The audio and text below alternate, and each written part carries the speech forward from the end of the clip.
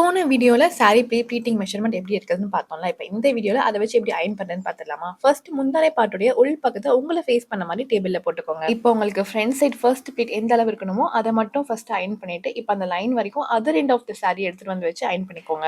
இப்ப இதே ப்ராசஸ ரிப்பீட்டடா பண்ணிட்டே இருங்க. எவ்வளோ சின்னதா பண்றோமோ நமக்கு அவ்வளோ ப்ளீட்ஸ் கிடைக்கும். இப்ப சாரிய அப்படியே திருப்பி போட்டீங்கன்னா, உங்களுக்கு நம்ம அயர்ன் பண்ண லைன்ஸ் எல்லாம் நெறைய தெரியும். ஒரு லைன் விட்டு ஒரு லைன் சாரிய இப்படி மடக்கி எடுத்துட்டு வந்துட்டே இருந்தீங்கன்னா, உங்களுக்கு ப்ளீட்ஸ் ரெடி ஆயிரும். ஸோ இப்ப இந்த ப்ராசஸ அப்படியே ஃபாலோ பண்ணி நம்மளுடைய ஃபர்ஸ்ட் பின் மார்க் பண்ணிப்போம் தெரியுமா? அது வரைக்கும் நம்ம இதே ப்ராசஸ்லயே அயர்ன் பண்ணிட்டோம்னா, நமக்கு ஷோல்டர் வரைக்கும் உள்ள ப்ளீட்ஸ் எல்லாமே ரெடி ஆயிடும். சரி, அடுத்து செஸ்ட் ப்ளீட்ஸுக்கு மெஷர்மெண்ட் இல்லையே எப்படி இருக்குன்னு பார்த்தீங்கன்னா, ஒண்ணும் பிரச்சனை கிடையாது. உங்க ஷோல்டர் ப்ளீட்ஸையே ஃபாலோ பண்ணி நீங்க ஜஸ்ட் ரேண்டமா கையில எடுத்தீங்கனாலே உங்க செஸ்ட் ப்ளீட்ஸ் எல்லாமே கவர் ஆயிடும். இப்ப லாஸ்ட்டா நமக்கு ஹிப் ப்ளீட்ஸ் மட்டும் தான். ஹிப் கிட்ட நம்ம எடுக்கிற ப்ளீட்ஸ ஜஸ்ட் ரேண்டமா கையிலேயே நீங்க எடுத்து அத டேபிள்ல போட்டு கரெக்ட்டா ஆர்டர் பண்ணிக்கோங்க. இப்ப இதுலயும் லாஸ்ட்டா மைல்டா கொஞ்சமா அயர்ன் அவ்வளவுதாங்க. உங்களுடைய சாரி ப்ளீட்டிங் நீங்களே மெஷர்மெண்ட் எடுத்து அயர்ன் பண்ணி முடிச்சாச்சு. நார்மலா நம்ம எப்பயும் சாரியை ட்ரை பண்ற மாதிரி பண்ணாலே ரிசல்ட் அழகா இருக்கும். கண்டிப்பா இந்த ஃபெஸ்டிவல் சீசனுக்கு எல்லாருக்கும் யூஸ்ஃபுல்லா இருக்கும்னு நினைக்கிறேன். இதே மாதிரி இன்னொரு யூஸ்ஃபுல்லான வீடியோல உங்களை பார்க்குறேன். அது வரைக்கும் பாய்.